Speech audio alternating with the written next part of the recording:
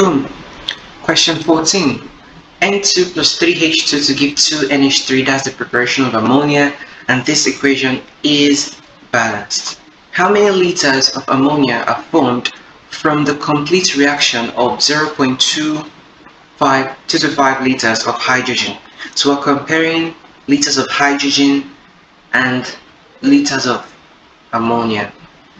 Okay, nobody's asking about limiting reagents here, so we'll use what we're given. So we're comparing what's here?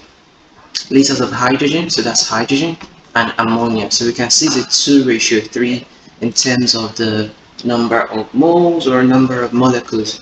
You see, the volume is actually directly proportional to the number of moles, okay? So sometimes when you see volume, you can treat it as number of moles provided some other conditions are kept constant, like temperature and pressure.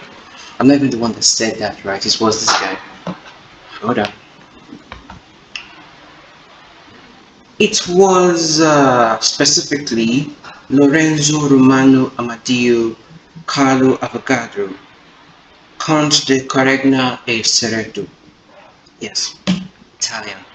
Alright, so based on that scientist, very wonderful scientist, we would then treat this 0.225 liters as the number of moles, okay?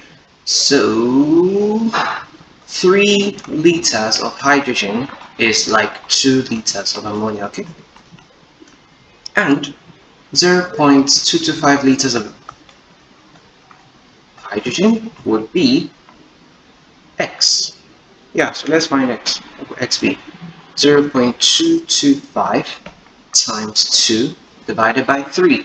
I've taught you this before, right? One of the previous videos there. So check it out and follow for more. Alright, so that's it. Let me know if you have any question on this, and shout out to Avogadro again. Yeah, and I'll see you on question 15. By the way, we're going to 100. Bye for now.